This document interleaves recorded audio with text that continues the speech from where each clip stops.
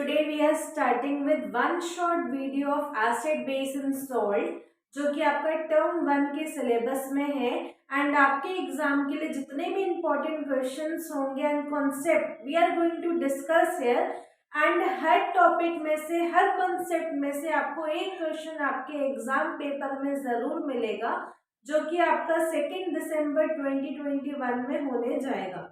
तो सबसे पहले हम स्टार्ट करते हैं यहाँ पे कि इंडिकेटर्स क्या होते हैं। तो इंडिकेटर एक डाई होते हैं जो कलर चेंज करते हैं जब आप उनको एसिड में डालो या बेस में डालो, ठीक है। फिर हमारे पास एक नेचुरल इंडिकेटर होता है and secondly we have synthetic indicator. Natural indicator में आपके पास है एक लिटमस पेपर एंड दूसरा है टर्मरिक, ठीक है। लिटमस पेपर एसिड में अगर आप डाल दो, लिटमस पेपर को अगर एसिड में डाल दो तो blue to red colour change हो जाएगा और अगर उसको बेस में डाल दो तो red to blue colour change हो जाएगा। अब आपको सब लोग नहीं बताएंगे कि लिटमस पेपर का ओरिजिनल कलर क्या होता है, तो आपको याद रखना है कि लिटमस पेपर का नेचुरल कलर जो है वो क्या है, पर्पल है। इस पॉइंट को बिल्कुल अच्छे से आपको रिमेम्बर करना है। And they are extracted from lichens. वो नेचुरल इंडिकेटर्स नेचुरली एक्सट्रैक्ट होंगे, तो कहाँ से हम लिटमस पेपर को एक्सट्रैक्ट करते हैं, लाइकन्स में से एक्सट्रैक्ट करते हैं।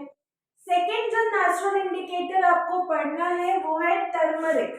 तो टर्मरिक का जो ओरिजिनल कलर है, नेचुरल कलर जो है टर्मरिक यानी हल्दी, वो क्या होता है, येलो होता है उसका नेचुरल कलर।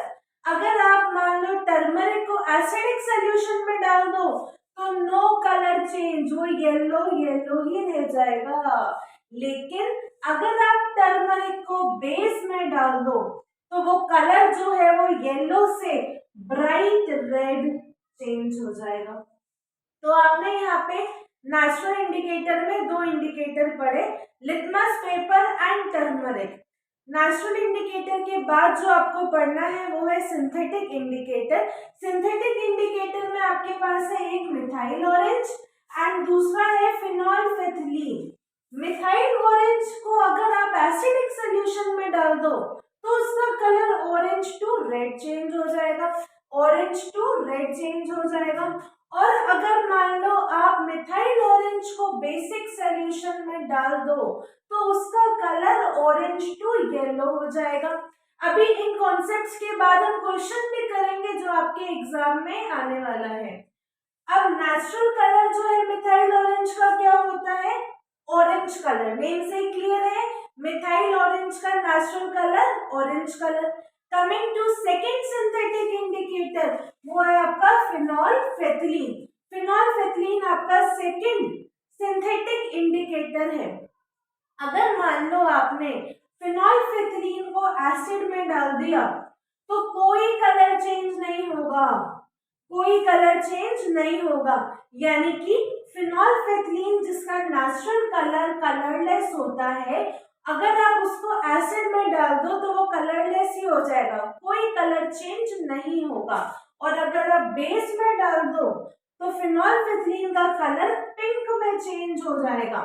तो आपको ये सारे जो कलर्स है वो लर्न करके रखने हैं, क्योंकि आपको एग्जाम में ऐसे पूछते हैं कि which of the following solutions on adding in phenolphthalein in acidic solution will change in the following colors। तो उसमें आप जो ऑप्शन होगा, तो एसिडिक मीडियम में क्या होता है, कलरलेस, वो आप ऑप्शन में टिक करोगे।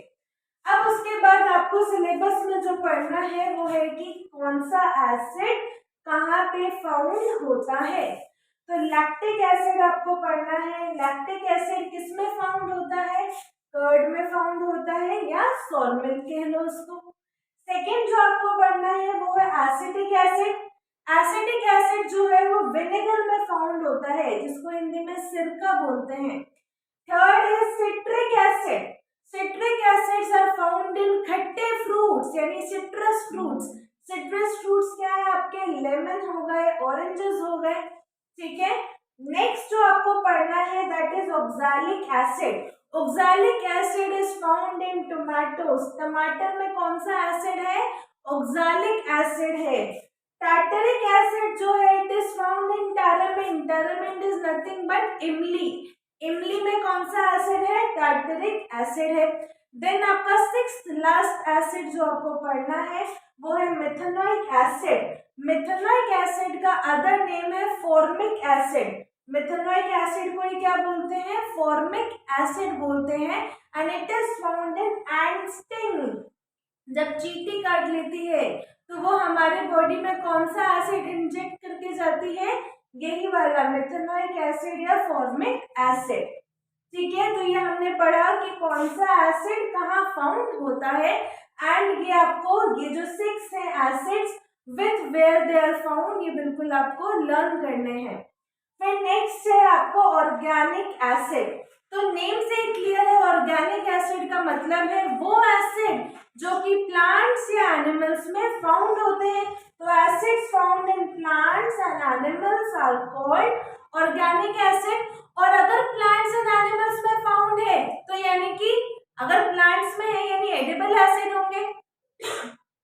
एडिबल एसिड्स कैसे होते हैं? जो आप एसिड खा सकते हो। वीक होंगे तभी आप खा सकते हो। तो all organic acids are weak acids. Learn करना इसको, ठीक है।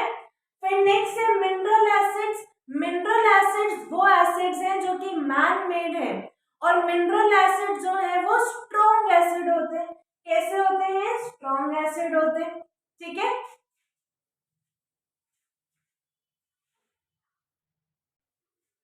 अब देखना इधर, हमने अभी पढ़ा कि सारे मिनरल एसिड क्या होते हैं? सारे मिनरल एसिड स्ट्रॉन्ग एसिड होते हैं, ठीक है। लेकिन एक्सेप्शन लर्न करना है आपको कि carbonic acid is the only mineral acid कि मिनरल एसिड होने के बावजूद it is a weak acid. यानी कि आपका सारा मिनरल एसिड कैसा है? स्ट्रॉन्ग एसिड है। खाली कार्बोनिक एसिड जिसका फॉर्मूला H2CO3 है वो कैसा है? वीक एसिड है, ठीक है। इस एक्सेप्शन पॉइंट को बिल्कुल लर्न करना है आपको कि सिर्फ carbonic acid is the only mineral acid which is a weak acid. फिर अब उसके बाद अब देखते हैं, इतनी देर से हम एसिड की बात कर रहे हैं तो एसिड होता क्या है ना। तो देखो वो सारे सब्सटेंस जो पानी में घुलने पर H+ या कह लो हाइड्रोजन या कह लो हाइड्रोनियम आयंस देते हो उनको हम क्या बोलते हैं? एसिड्स बोलते हैं। यानी कि दो सब्सटेंस विच डिसोसिएट्स यानी टूट जाते हैं टू प्रोड्यूस H+ या हाइड्रोजन या हाइड्रोनियम आयन, सब एक ही है। H+ आयंस बोल लो या हाइड्रोजन आयंस बोल दो या हाइड्रोनियम आयंस बोल दो। हाइड्रोनियम आयंस हो गया H3O+, ठीक है। उनको क्या बोलते हैं? हम एसिड्स बोलते हैं। अब एसिड जैसे कि HCl आपको पता है हाइड्रोक्लोरिक एसिड है। CH3COH एसिटिक एसिड है, ठीक है। तो वो सारे सब्सटेंस क्या है? एसिड होते हैं। अब एसिड तो पढ़ लिया हमने, लेकिन स्ट्रॉन्ग एसिड और वीक एसिड कैसे पता चलेंगे? कौन होते हैं स्ट्रॉन्ग एसिड, कौन होते हैं वीक एसिड? तो देखो स्ट्रॉन्ग एसिड्स वो एसिड्स जो पानी पे घुलने पर सारे के सारे हाइड्रोजन आयंस अपने तोड़ देते हैं। यानी कि आपने क्या किया कि एक एसिड लेकर आए, ठीक है, उसको पानी में डाला और देखा कि उसके अंदर जितने भी हाइड्रोजन थे वो सारे अलग हो गए और H+ आयंस या हाइड्रोनियम आयंस की तरह सेपरेट आउट हो गए अपने कंपाउंड में से।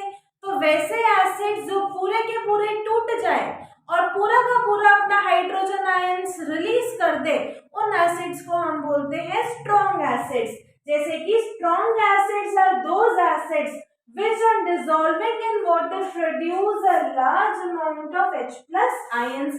जैसे कि अगर मान लो हाइड्रोक्लोरिक एसिड को पानी में डालो तो हाइड्रोनियम आयन यानी कि हाइड्रोक्लोरिक एसिड में जितने भी हाइड्रोजन थे सब टूट गए और हाइड्रोनियम आयन बन गए और साथ साथ क्लोराइड आयंस निकल गए। यानी कि सारा का सारा हाइड्रोजन जो था वो सेपरेट आउट हो गया। तो यानी कि वो जो HCl है क्योंकि उसके सारे हाइड्रोजन आयंस टूट गए तो यानी HCl is a strong acid, ठीक है। अब next coming to weak acids. तो अब देखते हैं वीक एसिड्स क्या होते हैं। तो देखो वो एसिड्स जो पानी पर घुलने पर सारे के सारे H+ आयंस ना तोड़े, यानी कि उसके जितने भी हाइड्रोजन प्रेजेंट है सब के सब ना टूट जाए, तो यानी कि वो थोड़े से ही H+ आयंस रिलीज करेंगे। तो थोड़े से H+ आयंस रिलीज करेंगे तो यानी कि वो कैसे एसिड्स हैं? वीक एसिड्स हैं। तो weak acids are those acids which produce small amount of H+ ions on dissolving in water। H+ ions या हाइड्रोनियम आयंस आपको लर्न करने, क्योंकि पानी के साथ रिएक्ट करते हैं तो हाइड्रोनियम आयंस ही बनता है, या हम ये भी कह लेते हैं कि H+ आयंस रिलीज हुए होंगे। अब देखो एसिटिक एसिड में टोटल बताओ कितने हाइड्रोजन है? ये 3 + 1 4। लेकिन जब पानी में डिसॉल्व किया तो बस एक हाइड्रोजन आयन निकला, है ना?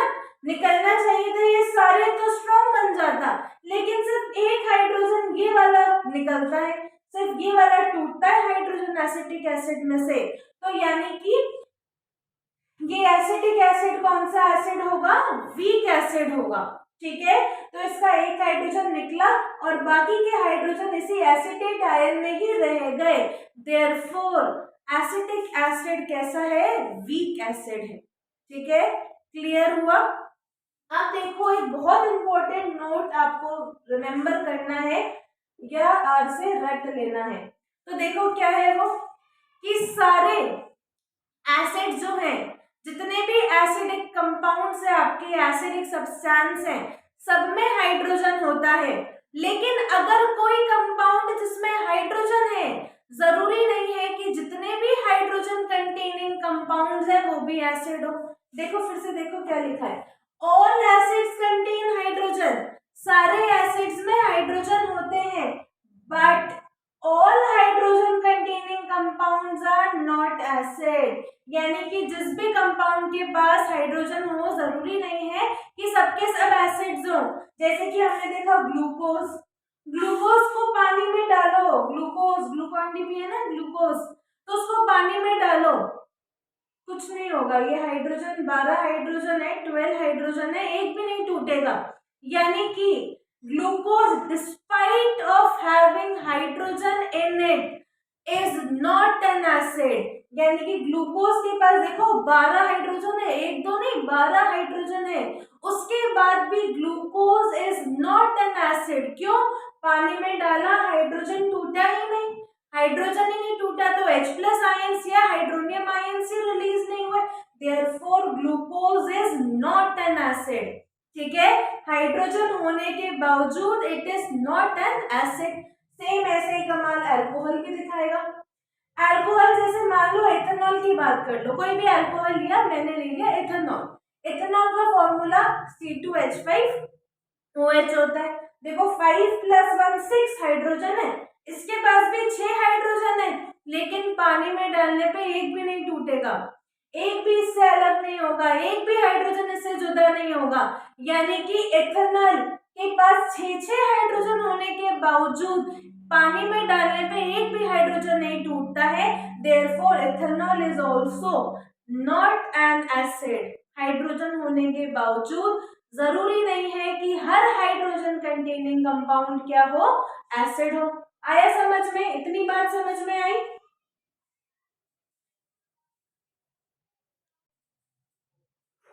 अब देखो coming to properties of acids, and अभी हम एसिड्स खत्म करने के बाद क्वेश्चंस डिस्कस करेंगे, और मे बी एक सेपरेट वीडियो होगी आपके क्वेश्चंस के लिए, जिसमें कि most expected question from acid base and salt में से होगा।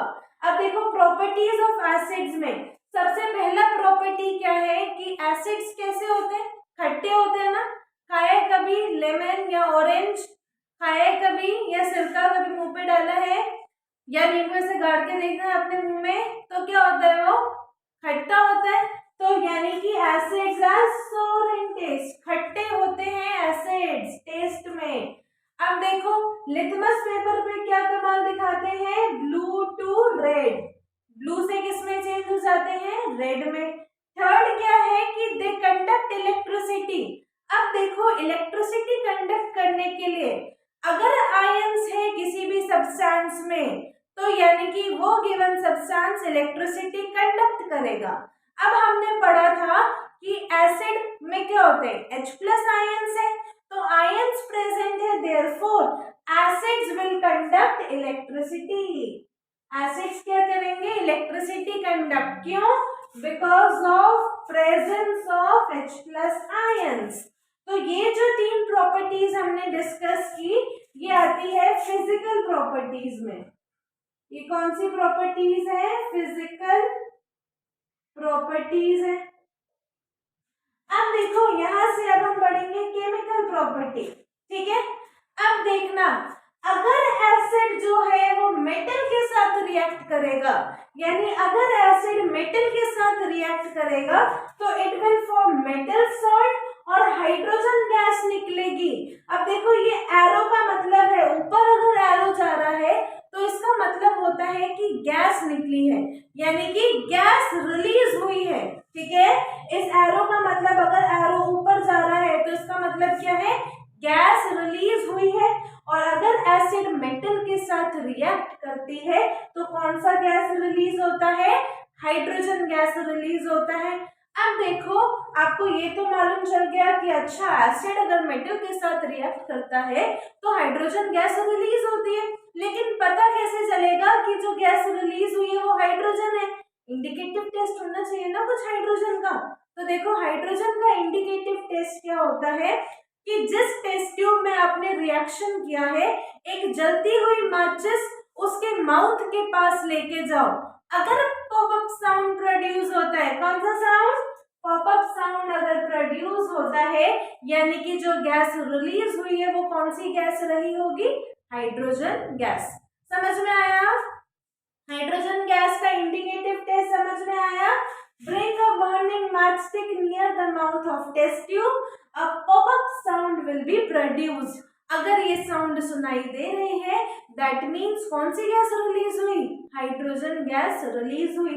और इस एरो का मतलब क्या होता है कि गैस रिलीज हुई है। आगे सबको समझ, वेरी गुड।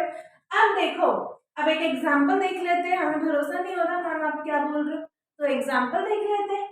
तो देखो सोडियम एक मेटल है, वो अगर हाइड्रोक्लोरिक एसिड के साथ रिएक्ट हो तो देखो क्या मिला, सोडियम क्लोराइड। सोडियम क्लोराइड क्या है, सॉल्ट है, और कौन सा मेटल, सोडियम मेटल का है, तो क्या मिला, मेटल सॉल्ट मिल गया, सोडियम क्लोराइड। और साथ साथ कौन सी गैस रिलीज हुई, हाइड्रोजन गैस रिलीज हो गई। यानी कि बिल्कुल सही पढ़ाया है, करेक्ट पढ़ाया है। तो ये हमने फोर्थ प्रॉपर्टी देखी एसिड की, कि एसिड मेटल के साथ रिएक्ट होके metal salt plus hydrogen gas release करता है। नेक्स्ट प्रॉपर्टी है कि अगर एसिड मेटल कार्बोनेट के साथ या मेटल हाइड्रोजन कार्बोनेट के साथ रिएक्ट करे तो दोनों केस में मेटल सॉल्ट रिलीज होगा, पानी रिलीज होगा और कार्बन डाइऑक्साइड गैस रिलीज होगी, ठीक है। अब देखो एग्जाम्पल देख लेते हैं, भरोसा तो हमें ऐसे होता नहीं, एग्जाम्पल देखते हैं। तो देखो एसिड लिया हमने, हाइड्रोजन क्लोराइड एसिड लिया, हमने मेटल कार्बोनेट में सोडियम कार्बोनेट ले लिया, रिएक्शन करवाई, अरे मेटल सॉल्ट आ गया, पानी भी आ गया और क्या आ गया, कार्बन डाइऑक्साइड भी आ गया, ठीक है। तो यानी कि जब हमने मेटल को एसिड को मेटल कार्बोनेट के साथ रिएक्ट किया तो metal salt plus H2O plus CO2 gas release हुई। अब मेटल हाइड्रोजन कार्बोनेट के साथ भी देख लेते हैं ये सच है कि नहीं है। तो हाइड्रोजन क्लोराइड को हमने NaHCO3 जो कि सोडियम हाइड्रोजन कार्बोनेट है उसके साथ रिएक्ट किया तो फिर से मेटल सॉल्ट, पानी और CO2 गैस रिलीज हो गई। यानी करेक्ट पढ़ा, बिल्कुल करेक्ट पढ़ा हमने। तो ये दो प्रॉपर्टीज जो थी, ये फोर्थ एंड फिफ्थ प्रॉपर्टी, ये केमिकल प्रॉपर्टी थी एसिड की और हमने ये दोनों अब कर लिया। अब नेक्स्ट देखते हैं।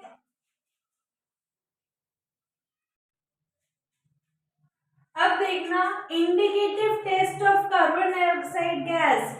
कार्बन डाइऑक्साइड गैस रिलीज हुआ तो पता क्या चला, है ना, हमें पता कैसे चलेगा कि कार्बन डाइऑक्साइड गैस रिलीज हुई है ना। तो देखो इसका इंडिकेटिव टेस्ट क्या है कि कार्बन डाइऑक्साइड जो है वो लाइम वाटर को देता है। अगर मान लो किसी रिएक्शन में कार्बन डाइऑक्साइड गैस रिलीज हुई है तो क्या करो, उसको लाइम वाटर के पास लेके जाओ। अगर मिल्की हो जाए तो यानी कि जो गैस रिलीज हुई है वो कौन सी है, कार्बन डाइऑक्साइड गैस है। लाइम वाटर मालूम है ना क्या होता है लाइम वाटर, क्विकलाइम CaO या कैल्शियम हाइड्रोक्साइड जो कि क्या है स्लेट लाइम वाटर। वैसे ये क्विकलाइम ही ले लो लाइम वाटर के लिए, तो उसका कलर क्या हो जाएगा, मिल्की टर्न हो जाएगा। ठीक है, तो हमें पता चल जाएगा कि कौन सी गैस रिलीज हुई है, कार्बन डाइऑक्साइड गैस रिलीज हुई है। अब देखो नेक्स्ट है सिक्स्थ रिएक्शन। हमने क्या किया कि एसिड को बेस के साथ रिएक्ट कर दिया। अब जब एसिड को बेस के साथ रिएक्ट करेंगे तो क्या बनता है, salt plus water, salt plus पानी बनता है। और ये रिएक्शन हम बचपन से पढ़ते आ रहे हैं क्या, कि acid plus base give salt plus water. इस रिएक्शन को क्या बोलते हैं, न्यूट्रलाइजेशन रिएक्शन बोलते हैं। अब देखो न्यूट्रलाइजेशन रिएक्शन में ध्यान रखना कि सॉल्ट तो बना, वाटर तो बना, साथ साथ एनर्जी भी रिलीज होती है। साथ साथ क्या रिलीज होती है, एनर्जी भी रिलीज होती है। सिंस एनर्जी रिलीज हुई है न्यूट्रलाइजेशन रिएक्शन में, देयरफॉर जो न्यूट्रलाइजेशन रिएक्शन है वो कैसा है, एक्सोथर्मिक या एंडोथर्मिक, एक्सोथर्मिक रिएक्शन। चैप्टर 1 में पढ़ा है ना केमिकल रिएक्शंस में। एक्सोथर्मिक रिएक्शन कौन से रिएक्शंस हैं, जिसमें हीट एनर्जी रिलीज हुई है। अगर नहीं पढ़ा चैप्टर 1 तो आप इसमें प्लेलिस्ट में जाना, चैप्टर 1 के भी वीडियोस बने हुए हैं और वो फुल लेंथ स्ट्रेच्ड वीडियो है, तो आप उनको भी देख सकते हो। तो हाँ, कमिंग बैक, न्यूट्रलाइजेशन रिएक्शन में क्या है, acid plus base gives salt plus water plus energy. Since energy is released during neutralization reaction, therefore neutralization reaction is an exothermic reaction. इस पॉइंट को याद रखना। अब एग्जाम्पल देखते हैं। तो हमने एसिड में लिया हाइड्रोजन क्लोराइड, हमने बेस में लिया सोडियम हाइड्रोक्साइड। जब ये रिएक्शन हुई तो NaCl बना यानी कि सॉल्ट, और साथ में वाटर भी रिलीज हुआ और साथ में एनर्जी भी रिलीज होती है। पर हम एनर्जी नहीं लिखते, क्यों, क्योंकि हमें पता है कि न्यूट्रलाइजेशन रिएक्शन में हीट निकलती है। अब देखो अगर हीट रिलीज हो रही है तो टेम्परेचर क्या होगा, टेम्परेचर ऑफ द कंटेनर या टेम्परेचर ऑफ द सिस्टम क्या होगा, इंक्रीज है डिक्रीज, इंक्रीज है डिक्रीज। एक्सोथर्मिक रिएक्शन है, हीट रिलीज हुआ है, गर्मी हो गई हर जगह, टेम्परेचर इंक्रीज है डिक्रीज, इंक्रीज हो जाएगा टेम्परेचर। कैसा हो जाएगा टेम्परेचर, इंक्रीज हो जाएगा टेम्परेचर। ठीक है, तो टेम्परेचर अगर पूछे कि न्यूट्रलाइजेशन रिएक्शन में टेम्परेचर इंक्रीज होगा या डिक्रीज, तो क्या होता है, इंक्रीज होता है। तो ये बातें आपको न्यूट्रलाइजेशन रिएक्शन के बारे में मालूम चली। अब देखो सेवेंथ रिएक्शन है यहाँ पे कि acid plus metal oxide, acid plus metal oxide salt plus water दे रहे हैं। ये तो फिर से सॉल्ट प्लस वाटर दे रहे हैं। एसिड और मेटल ऑक्साइड के साथ रिएक्शन पे भी सॉल्ट प्लस वाटर मिल रहा है, लेकिन ये प्रोडक्ट तो हमने न्यूट्रलाइजेशन रिएक्शन में पढ़ी थी, है ना। देयरफॉर इट मींस कि यहाँ पे ये कौन है, बेस रहा होगा, तभी तो न्यूट्रलाइजेशन रिएक्शन के प्रोडक्ट्स मिले। तो याद रखना कि मेटल ऑक्साइड का नेचर क्या होता है, मेटल ऑक्साइड का नेचर कैसा होता है, याद रखना बेसिक होता है। यानी मेटल ऑक्साइड कैसे होते हैं, बेसिक ऑक्साइड होते हैं। याद रखोगे आप लोग कि एसिड प्लस मेटल ऑक्साइड के रिएक्शन में सेम न्यूट्रलाइजेशन रिएक्शन होगी। क्यों, क्योंकि मेटल ऑक्साइड का नेचर कैसा है, बेसिक नेचर है। कैसा नेचर है, बेसिक नेचर है। तो ये भी कौन सी रिएक्शन हो गई आपकी, न्यूट्रलाइजेशन रिएक्शन हो गई। कैसी रिएक्शन हो गई, न्यूट्रलाइजेशन रिएक्शन हो गई। अब एग्जांपल देख लेते हैं। अब इतनी देर से HCl ले रहे थे, अभी सल्फ्यूरिक एसिड ले लेते हैं। नहीं तो आप बोलोगे कि मैम को तो शायद HCl वाली आते रिएक्शन, इसलिए मैंने इस बार क्या ले लिए, सल्फ्यूरिक एसिड ले लिया आप लोगों के लिए। तो सल्फ्यूरिक एसिड की रिएक्शन मैंने करवा दी सोडियम ऑक्साइड। सोडियम ऑक्साइड क्या है, मेटल ऑक्साइड है, और इसका नेचर क्या होगा, बेसिक नेचर होगा। कैसा नेचर होगा, बेसिक नेचर होगा इसका, ठीक है, बेसिक नेचर होगा। तो रिएक्शन में क्या मिला हमें, Na2SO4 यानी कि sodium sulphate. Sodium sulphate is a salt, और साथ साथ पानी रिलीज हुआ वाटर। तो समझ में आया कि acid plus metal oxide will give same products as that for neutralisation reaction. क्यों, क्योंकि मेटल ऑक्साइड का नेचर क्या है, बेसिक नेचर है, ठीक है। अब last property, acids are corrosive in nature. ये तो सबको पता है, एसिड्स कैसे होते हैं, कोरोसिव होते हैं नेचर में, यानी कि अगर किसी सब्सटेंस पर एसिड गिर गए तो काम खत्म, जल जाएगा, है ना, क्या हो जाएगा, कोरोड हो जाएगा, यानी कि एसिड्स हैव कोरोसिव नेचर।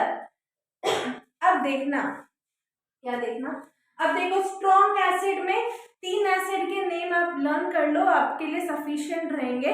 तो आपको एक पढ़ना है हाइड्रोक्लोरिक एसिड जिसका फॉर्मूला है HCl, दूसरा सल्फ्यूरिक एसिड जो कि H2SO4, और तीसरा है नाइट्रिक एसिड जो कि है HNO3।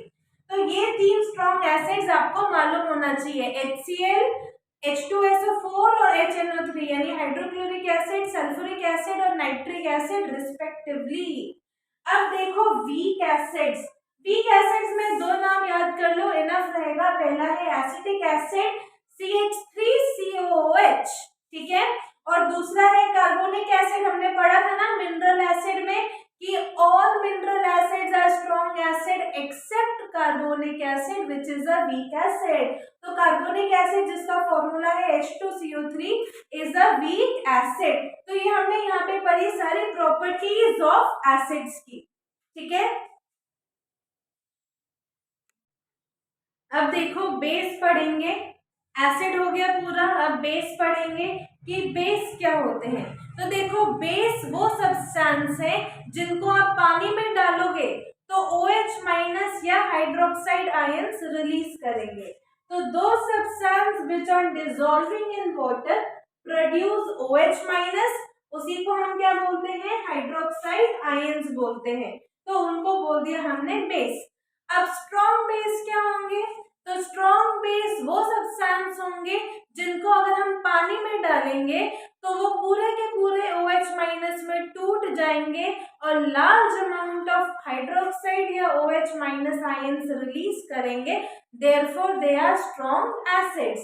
तो those acids which on dissolving in water produce a large amount of OH minus या hydroxide ions are called strong base. Example, अगर देखो हमने लिया NaOH यानी कि सोडियम हाइड्रोक्साइड, उसको हमने डाल दिया पानी में, पानी में डाला तो सोडियम हाइड्रोक्साइड का Na अलग हो गया, OH अलग हो गया, यानी कि large amount of hydroxide ions release हुए। क्यों, क्योंकि सारा का सारा OH जो है वो टूट गया और OH माइनस बन गया, therefore NaOH is a strong acid, ठीक है। अब coming to sorry strong base, base sorry it is strong base. अब देखो वीक बेस, वीक बेस वो सब्सटेंस जिसको पानी में डालने पे they produce a small amount of OH minus या hydroxide ions are called weak base। तो देखो दो substance which on dissolving in water produce small amount of OH या hydroxide ions are called weak base। Weak base में हमने लिया ammonium hydroxide, ammonium hydroxide यानी NH4OH, जब उसको पानी में डाला तो देखो अमोनियम आयन में टूट गया, NH4 प्लस में टूट गया, प्लस OH माइनस में टूट गया, यानी कि सारा का सारा OH माइनस नहीं रिलीज किया है, small amount of hydroxide ion से रिलीज किया है, therefore NH4OH which is ammonium hydroxide is a weak base. अब देखो coming to properties of base, अब प्रॉपर्टीज ऑफ बेस पढ़ेंगे जैसे हमने प्रॉपर्टीज ऑफ एसिड पढ़ा। तो देखो फर्स्ट पॉइंट है कि जो बेस होते हैं वो कड़वे होते हैं टेस्ट में, कभी अगर बचपन में गलती से साबुन खा लिया हो या शैम्पू मुंह में चला गया हो तो कैसे होते हैं, कड़वे होते हैं, ठीक है। तो बेस कैसे है, बिटर इन टेस्ट है, सोपी टू टच होता है। अब देखो उसके पास भी आयंस है, hydroxide ions, therefore they will conduct electricity because of presence of hydroxide ions। Fourth है, they turn red litmus blue।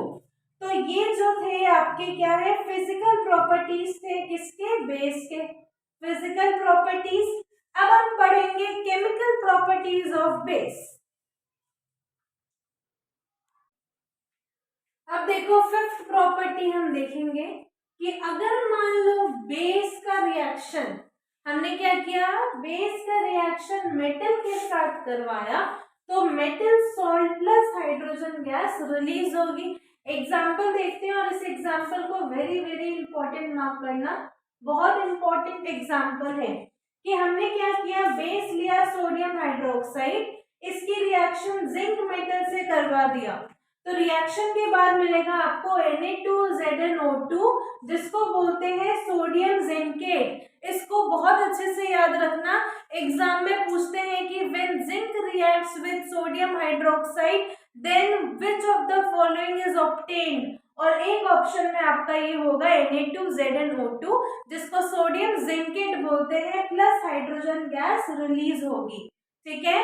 फिर सिक्स्थ प्रॉपर्टी है, अगर बेस को हमने एसिड के साथ रिएक्ट कर दिया तो वापस क्या बनेगा, सॉल्ट प्लस वाटर, यानी कि न्यूट्रलाइजेशन रिएक्शन होगी। एग्जांपल, सोडियम हाइड्रोक्साइड को HCl के साथ रिएक्ट किया तो सोडियम क्लोराइड प्लस वाटर का फॉर्मेशन हुआ।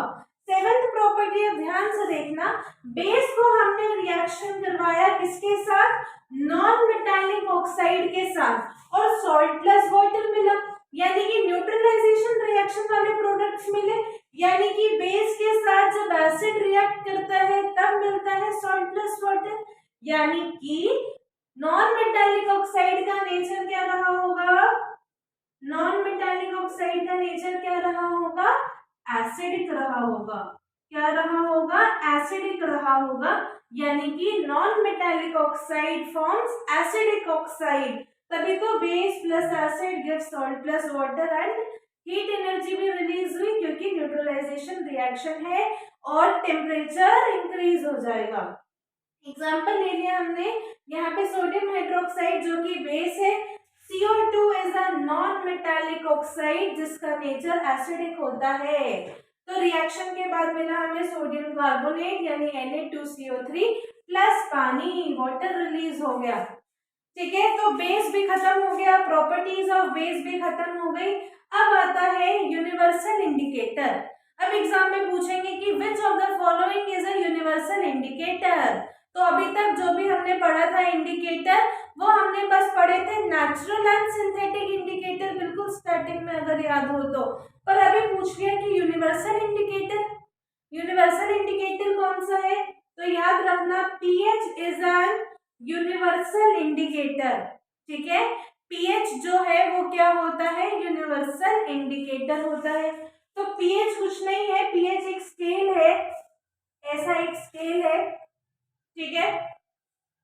उसमें 0 से लेके 14 तक नंबर्स है, 0 से 14 तक क्या है, नंबर्स है, बीच में एक 7 होता है, बीच में एक 7 होता है, और फिर यहाँ पे आप डालोगे 1 2 3 4 5 6 और फिर ऐसे ही अप टू 14,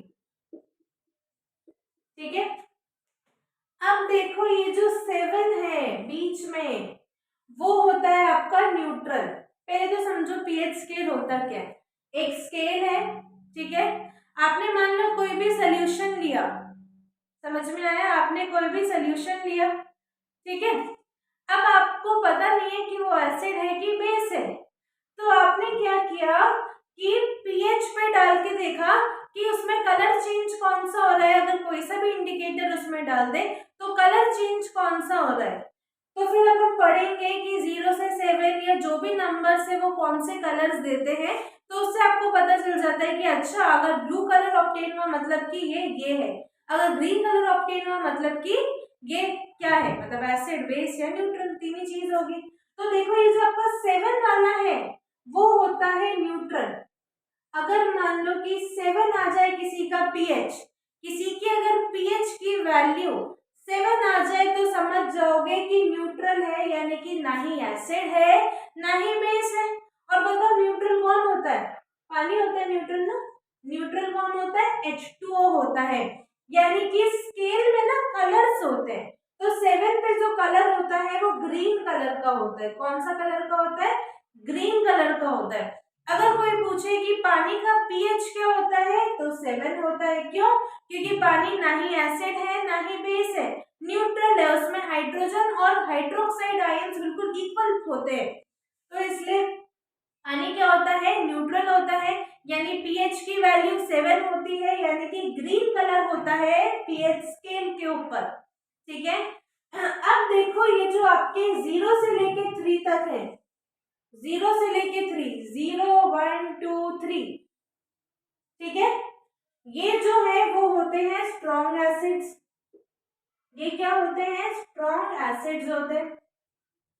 4 5 और 6 आपके वीक एसिड्स होते हैं। कौन से एसिड्स होते हैं, वीक एसिड्स होते हैं।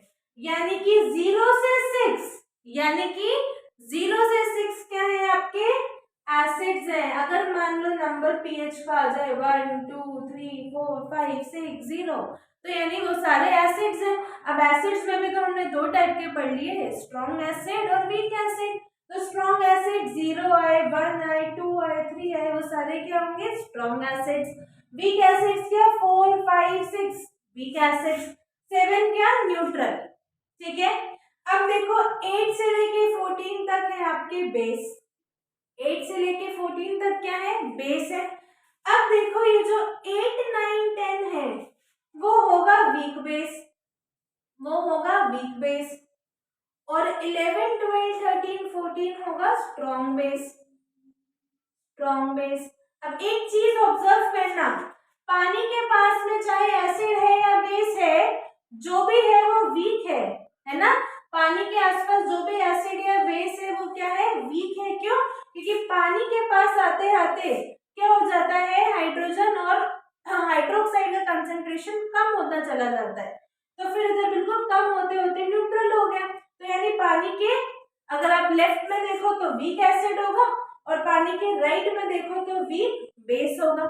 ठीक है, अब ये पढ़ लिया हमने कि एसिड कौन से, बेस कौन से और न्यूट्रल कौन सा। Strong acid, weak base, strong base, ये पढ़ लिया। अब देखो अगर आप 0 से 6 की तरफ जाओ, यानी कि 0 से 6 की तरफ जाओ, तो क्या हो रहा है, स्ट्रॉन्ग से वीक एसिड हो रहा है। तो मुझे ये बताओ कि H प्लस का कंसंट्रेशन इंक्रीज होगा या डिक्रीज होगा।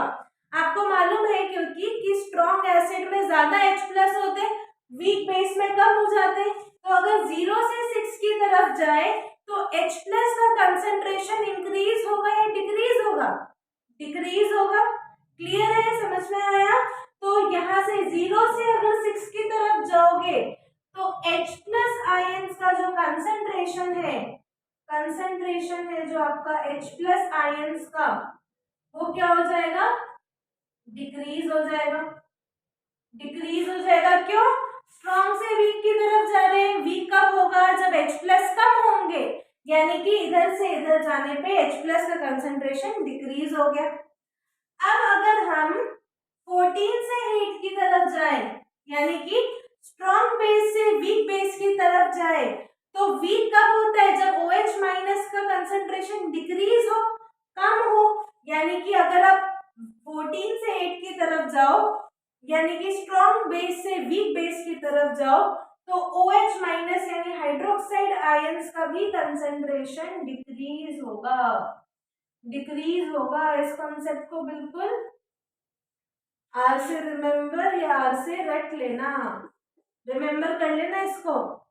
ठीक है, रिमेम्बर के लिए यार लर्न कर लेना इसको बिल्कुल, और दिमाग में सेट कर लो कि वीक एसिड की तरफ जा रहे हैं, H प्लस आयन का कंसंट्रेशन डिक्रीज होगा। OH माइनस वीक की तरफ जा रहे हैं तो OH माइनस का कंसंट्रेशन डिक्रीज होगा। ठीक है। अब देखना ध्यान से सुनना, जिसका पीएच ज्यादा उसमें H प्लस कंसेंट्रेशन कम या ज्यादा। जैसे मान लो अगर मैं 6 वाला उठाऊं, एसिड में 0 से 6 में सबसे ज्यादा पीएच किसका है? 6 का। लेकिन 6 पीएच वाले में H प्लस का कंसेंट्रेशन कम है या ज्यादा? कम है। क्यों? क्योंकि वो वीक एसिड है। तो यानी कि पीएच जो है वो inversely proportional to H plus concentration है। वो क्या है? Inversely proportional to H plus concentration है। यानी पीएच की वैल्यू जितनी ज्यादा H प्लस का कंसेंट्रेशन उतना कम। जैसे अगर 0 की बात करें तो पीएच की वैल्यू कम है तो H प्लस का कंसेंट्रेशन ज्यादा होगा, यानी कि एसिडिक स्ट्रेंथ उसमें ज्यादा होगी जिसका पीएच कम होगा। तो H प्लस कंसेंट्रेशन, अगर पीएच की वैल्यू ज्यादा होगी तो H प्लस कंसेंट्रेशन क्या होगा? कम होगा, यानी कि एसिडिक स्ट्रेंथ कम होगा। पीएच की वैल्यू अगर ज्यादा होगी तो H प्लस कंसेंट्रेशन कम होगा, पीएच की वैल्यू कम होगी तो H प्लस कंसेंट्रेशन ज्यादा होगा, यानी कि एसिडिक स्ट्रेंथ ज्यादा होगा। ठीक है, ये तो हमने बात कर ली H प्लस के टर्म्स में। अब देखो पीएच का OH माइनस के साथ रिलेशन क्या है? 14। देखो 14 क्या है? Strong base. तो पीएच जितना ज्यादा OH माइनस का कंसेंट्रेशन उतना ज्यादा, यानी कि बेसिक स्ट्रेंथ उतनी ज्यादा। तो पीएच जो है वो डायरेक्टली प्रोपोर्शनल किसके है? OH माइनस कंसेंट्रेशन के डायरेक्टली प्रोपोर्शनल है, कंसेंट्रेशन के डायरेक्टली प्रोपोर्शनल है, यानी कि लो बेसिक स्ट्रेंथ के डायरेक्टली प्रोपोर्शनल है, बेसिक स्ट्रेंथ के डायरेक्टली प्रोपोर्शनल है। लेकिन पीएच जो है H प्लस कंसेंट्रेशन या एसिडिक स्ट्रेंथ के इनवर्सली प्रोपोर्शनल है, यानी पीएच कम तो एसिड स्ट्रेंथ ज्यादा, पीएच ज्यादा तो एसिड स्ट्रेंथ कम। किस केस में? एसिड के केस में। लेकिन बेस के केस में क्या हो रहा है? पीएच ज्यादा तो बेसिक स्ट्रेंथ भी ज्यादा, यानी डायरेक्टली प्रोपोर्शनल का रिलेशन चल रहा है। तो यहाँ पे हमने यूनिवर्सल इंडिकेटर भी पढ़ लिया। ठीक है,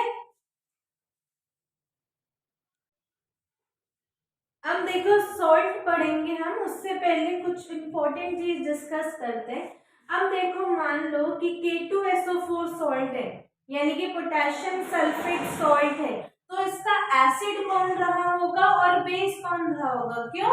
क्योंकि सॉल्ट कैसे बनता है? एसिड प्लस बेस से बनता है, सॉल्ट प्लस वाटर। यानी अगर ये सॉल्ट बना है तो इसका कुछ एसिड रहा होगा, कुछ बेस रहा होगा। तो देखो K2SO4 है अगर, तो देखो हमने SO4 वाले एसिड कौन से पढ़े? 3 ही एसिड हमने पढ़े, याद रखना 3 ही एसिड हमने पढ़े हैं स्ट्रॉन्ग में। वैसे हमने टोटल 5 एसिड पढ़े हैं। एक पढ़ा है सल्फ्यूरिक एसिड H2SO4, दूसरा HCl, तीसरा HNO3, फोर्थ पढ़ा है एसिटिक एसिड यानी CH3COOH, और फिफ्थ पढ़ा हमने कार्बोनिक एसिड यानी H2CO3। इतने ही एसिड पढ़े हमने। अब देखो अगर SO4 वाला है लगा हुआ कुछ, तो वो क्या होगा? सल्फ्यूरिक एसिड यानी H2SO4। और बेस भी हमने 3-4 ही पढ़े। एक पढ़ा है हमने KOH, एक NaOH, MgOH2, CaOH2, और क्या पढ़ा हमने? NH4OH। 5 बेस पढ़े बस हमने। तो अगर K वाला है तो क्या रहा होगा? KOH। बिल्कुल ऐसे ही आप लर्न करोगे कि एसिड हमने कौन कौन से पढ़े? H2SO4, HCl, HNO3, H2CO3 और CH3COOH। अगर SO4 कुछ लगा है तो H2SO4 ही उसका एसिड रहेगा 100%। और बेस हमने 5 पढ़े, KOH, NaOH, MgOH2, CaOH2 and हमने NH4OH पढ़ा। तो अगर K वाला है तो KOH ही तो होगा बेस। ठीक है, अब अगर मान लो CaSO4 है, तो SO4 है तो बताओ एसिड क्या रहा होगा? H2SO4 एसिड रहा होगा। और Ca है तो बेस कौन सा रहा होगा? CaOH2 बेस रहा होगा, यानी कैल्शियम हाइड्रोक्साइड बेस रहा होगा। अब NH4Cl है, Cl वाला कौन सा एसिड पड़ा? HCl हाइड्रोक्लोरिक एसिड, यानी कि एसिड कौन सा? HCl। NH4 वाला कौन सा बेस पड़ा है? अमोनियम हाइड्रोक्साइड NH4OH, तो बेस कौन सा? NH4OH। CuSO4, SO4 वाला क्या पढ़ा, H2SO4। बेस में Cu वाला कुछ पढ़ा क्या, नहीं पढ़ा, OH लगा दो, बन जाएगा कुछ, बन जाएगा कुछ। अब तो सीख गए बनाना, है ना, बन जाएगा कुछ, सीख गए अब तो बनाना। MgSO4 है तो एसिड, अरे H2SO4। बेस कौन सा, MgOH2। ठीक है, अब हम एक और ले लेते हैं, कितने से क्या होगा बताओ। Na2CO3 है तो CO3 वाला कौन सा एसिड पढ़ा, वेरी गुड, कार्बोनिक एसिड यानी H2CO3। और बेस Na वाला कौन सा पढ़ा, NaOH। तो अगर आपको कोई से भी सॉल्ट दे दे और पूछ ले बताओ इसका एसिड और बेस, तो बता दोगे, बता दोगे ना, इंश्योर बता दोगे। तो ये इंपॉर्टेंट कॉन्सेप्ट था, एक समझ में आ गया आपको, क्योंकि आपने बस 5 एसिड और 4-5 बेस पढ़े तो आपको समझ में आ जाता है देखते ही, अच्छा ये एसिड है, ये बेस उसका रहा होगा, अगर ये सॉल्ट है तो। समझ में आया। अब हमारे सिलेबस में सॉल्ट पढ़ना है हमें, जिसमें सबसे पहला सॉल्ट जो है वो पढ़ना है हमें सोडियम हाइड्रोक्साइड। सोडियम हाइड्रोक्साइड का फॉर्मूला होता है NaOH और उसका कॉमन नेम होता है कॉस्टिक सोडा। याद रखना कि सोडियम हाइड्रोक्साइड का कॉमन नेम होता है कॉस्टिक सोडा और उसका फॉर्मूला होता है NaOH। अब प्रिपरेशन देखना उसकी, प्रिपरेशन देखना उसकी कि देखो कैसे बनता है कॉस्टिक सोडा। जब हम ब्राइन सॉल्यूशन में, ब्राइन सॉल्यूशन क्या होता है, नमक पानी का घोल, याद रखेंगे ब्राइन सॉल्यूशन क्या है, सॉल्ट प्लस वाटर यानी नमक पानी के घोल को क्या बोलते हैं, ब्राइन सॉल्यूशन बोलते हैं। नमक पानी को क्या बोलते हैं, ब्राइन सॉल्यूशन बोलते हैं। अब अगर हमने इलेक्ट्रिसिटी पास कर दी तो इलेक्ट्रोलाइसिस हो गया और क्या बना, NaOH बना, कॉस्टिक सोडा बन गया, साथ साथ H2 गैस रिलीज हो गई और क्लोरीन गैस रिलीज हो गई। ये बने इनके प्रोडक्ट्स, यानी कि कॉस्टिक सोडा की प्रिपरेशन में H2 और Cl2 गैस भी रिलीज हो जाती है। अब एग्जाम में पूछते हैं कि एनोड के साइड, क्योंकि हमने इलेक्ट्रिसिटी पास की यानी कि सेल सर्किट बना होगा पूरा, तभी इलेक्ट्रिसिटी पास की ना, हवा में तो इलेक्ट्रिसिटी पास करेंगे नहीं। ठीक है, तो एनोड पे कौन सी गैस कलेक्ट हुई होगी और कैथोड पे कौन से प्रोडक्ट्स कलेक्ट हुए होंगे। तो याद रखोगे एनोड पे क्लोरीन गैस आके चिपकती है और कैथोड पे H2 और कॉस्टिक सोडा आके बैठता है। तो अगर पूछेंगे कि during the preparation of caustic soda eight which end of the battery caustic soda या सोडियम हाइड्रोक्साइड इज प्रिपेयर्ड, तो कहाँ बनता है, कैथोड पे आके बनता है। ठीक है, याद रखेंगे इस प्रोडक्ट्स को, इसको पूरा एज इट इज लर्न कर लेना कि जब हम नमक पानी के घोल में इलेक्ट्रिसिटी पास करेंगे तो caustic soda, hydrogen gas, chlorine gas release होगी, जिसमें क्लोरीन गैस एनोड पे आएगा और कैथोड पे कौन क्या आएगा, H2 एंड NaOH। ठीक है, समझ में आया।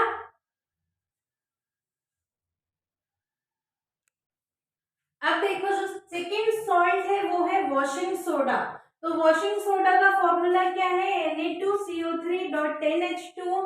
तो केमिकल नेम क्या हो जाएगा, सोडियम कार्बोनेट डेकहाइड्रेट। डेकहाइड्रेट का मतलब 10 पानी लगे हुए हैं तो यानी डेकहाइड्रेट। अब देखो इसकी प्रिपरेशन कैसी है, अमोनिया में हमने क्या किया कि H2O प्लस NaCl यानी नमक पानी का घोल डाल दिया, साथ साथ CO2 गैस डाल दी। तो रिएक्शन के बाद हमें NH4OH यानी अमोनियम हाइड्रोक्साइड प्लस NaHCO3 यानी कि सोडियम हाइड्रोजन कार्बोनेट मिला। अभी भी हमें नहीं मिला जो हमें चाहिए। अब हमने क्या किया, NaHCO3 जो हमें मिला था उसको हीट किया। जब उसको हीट किया तो तब मिला Na2CO3। अब Na2CO3 को कहते हैं सोडा ऐश। याद रखना Na2CO3 यानी कि वॉशिंग सोडा बिना पानी के क्या होता है, सोडा ऐश होता है। ठीक है, अब हमने क्या किया, ये जो सोडा ऐश था उसमें हमने 10 पानी के मॉलिक्यूल डाल दिए। अब जो बना Na2CO3.10H2O, ये बना आपका सोडियम कार्बोनेट डेकहाइड्रेट या कह लो वॉशिंग सोडा। तो वॉशिंग सोडा की प्रिपरेशन ऐसी होती है, इनके यूजेस मैंने नहीं लिए किसी भी सॉल्ट के, ये बुक में से 2 पॉइंट है, उनको पढ़ लेना इतना सफिशिएंट है। मेन जो चीज है वो मैंने आपको बता दी है। थर्ड जो आपको सॉल्ट पढ़ना है वो है बेकिंग सोडा। बेकिंग सोडा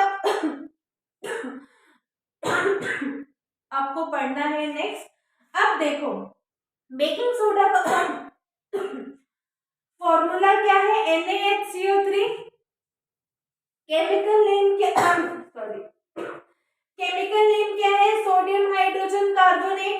अब देखो इसकी प्रिपरेशन भी सेम होगी, इधर भी NaHCO3 मिल गया था, एक मिनट,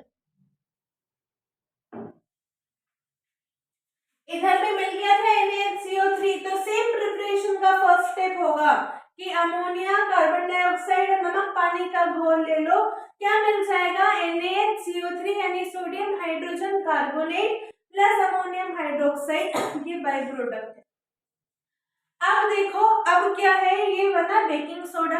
एग्जाम में कई बार पूछ लेते हैं कि बेकिंग पाउडर क्या होता है, तो बेकिंग पाउडर कुछ नहीं, बेकिंग सोडा में कुछ खट्टा डाल दो यानी माइल्ड एसिड डाल दो, माइल्ड एसिड डाल दो यानी वीक एसिड डाल दो, तो वो क्या बन जाएगा, बेकिंग पाउडर बन जाएगा। जैसे क्या करो कि बेकिंग सोडा ले लो, उसमें दही या इमली या कुछ ऐसा सा वीक एसिड डाल दो, तब जो बनेगा वो क्या बनेगा, बेकिंग पाउडर बनेगा। ठीक है, कई बार एग्जाम में baking soda plus tartaric acid दे दिया है ना, इमली यानी टार्टरिक एसिड दे दिया या लैक्टिक एसिड दे दिया, तो वो क्या बनाएगा, बेकिंग पाउडर बनाएगा। ठीक है, एमसीक्यू करेंगे तो उसमें एक बार क्वेश्चन पूछा था कि बेकिंग सोडा के साथ which of the following acid will form baking powder, तो उसमें टार्टरिक एसिड था ऑप्शन में, तो वो वीक एसिड था, तो वो टिक करना था आपको।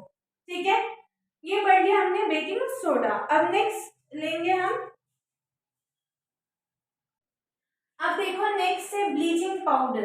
ब्लीचिंग पाउडर का फॉर्मूला है CaOCl2, केमिकल नेम होता है कैल्शियम ऑक्सीक्लोराइड। क्या होता है, कैल्शियम ऑक्सीक्लोराइड। अब देखो इसकी प्रिपरेशन ध्यान से देखना कि जब क्लोरीन गैस को ड्राई स्लेट लाइन के ऊपर से पास करेंगे तो हमें क्या मिल जाएगा, ब्लीचिंग पाउडर यानी कैल्शियम ऑक्सीक्लोराइड मिल जाएगा। तो हमने लिया ये स्लेट लाइन कैसा, ड्राई स्लेट लाइन को क्लोरीन गैस के ऊपर पास करवाया, तो क्या मिला, कैल्शियम ऑक्सीक्लोराइड या ब्लीचिंग पाउडर, और साथ में water is a by product. अब देखना बिल्कुल ध्यान से सुनना कि ब्लीचिंग पाउडर में जो स्मेल आती है, जो स्मेल है किसकी, ब्लीचिंग पाउडर की, वो किसकी वजह से आती है, क्लोरीन की वजह से आती है। किसकी वजह से आती है, क्लोरीन की वजह से आती है। तो स्मेल ऑफ ब्लीचिंग पाउडर किसकी तरह है, क्लोरीन की तरह होता है। अब देखो मान लो कि आपने बोला कि ब्लीचिंग पाउडर में से क्लोरीन गैस निकाल दो, तब वो भी हो सकता है। हमने क्या किया कि ब्लीचिंग पाउडर में से क्लोरीन गैस निकालना है तो हम एक डाइल्यूट सा एसिड ले लेंगे, उसके साथ रिएक्ट करवाया तो क्या हुआ, CaSO4 plus H2 plus Cl2, chlorine gas क्या हो गई, निकल गई बाहर। ठीक है, तो ये होता है उसका रिएक्शन। अगर आपको ब्लीचिंग पाउडर में से क्लोरीन गैस निकालनी है तो किसी भी डाइल्यूट एसिड के साथ रिएक्शन करवा दो। ठीक है, तो ये हो गया ब्लीचिंग पाउडर। याद रखना ब्लीचिंग पाउडर का smell is due to chlorine gas. Bleaching powder में से क्लोरीन गैस निकालना है तो किसी भी डाइल्यूट एसिड के साथ रिएक्शन करवा दो, क्लोरीन गैस निकल जाएगी। अब लास्ट है plaster of Paris. Plaster of Paris का फॉर्मूला CaSO4.12H2O यानी कि calcium sulphate dehydrate, calcium sulphate dehydrate. Preparation क्या है कि जिप्सम होता है CaSO4.2H2O, उसको हीट कर दो, लेकिन कितना टेम्परेचर, 373 केल्विन या कह लो 100 डिग्री सेल्सियस पे ही हीट करोगे, तभी मिलेगा CaSO4.12H2O, जो कि है आपका क्या, प्लास्टर ऑफ पेरिस या कैल्शियम सल्फेट डेहाइड्रेट नहीं, हेमीडेहाइड्रेट, हेमीडेहाइड्रेट यानी कि आधा मिला है पानी, हेमीडेहाइड्रेट करेक्ट कर लेना। प्लस ये पानी निकल गया प्लस वाटर। अभी मान लो आपने क्या किया, आपके केयरलेस फ्रेंड ने क्या किया कि जिप्सम को 373 केल्विन टेम्परेचर देने की जगह उससे थोड़ा सा ज्यादा कर दिया, गलती से क्या होगा कि थोड़ा सा ज्यादा टेम्परेचर दे दिया, तो अब प्लास्टर ऑफ पेरिस नहीं बनेगा, अब उसका जो आधा पानी था वो भी उड़ जाएगा, और अब जो ये CaSO4 बना है कैल्शियम सल्फेट, उसको हम बोलेंगे डेड बर्न प्लास्टर। क्या बोलेंगे? डेड बर्न प्लास्टर बोलेंगे। ठीक है, तो ये बनेगा। तो यहाँ पे आपका पूरा चैप्टर खत्म हुआ। अब मैं आपको क्वेश्चंस का PDF लेक्चर के नीचे ही अटैच करके दूंगी, उसमें सोल्यूशन भी होगा, उन क्वेश्चंस को कर लेना, आपका पूरा acid base and salt clear हो जाएगा। ठीक है, अगर वीडियो अच्छी लगे तो फ्रेंड्स को क्या करोगे? शेयर करोगे और बाकियों की भी हेल्प करोगे कि इनका acid base and salt one short video सबको मिले।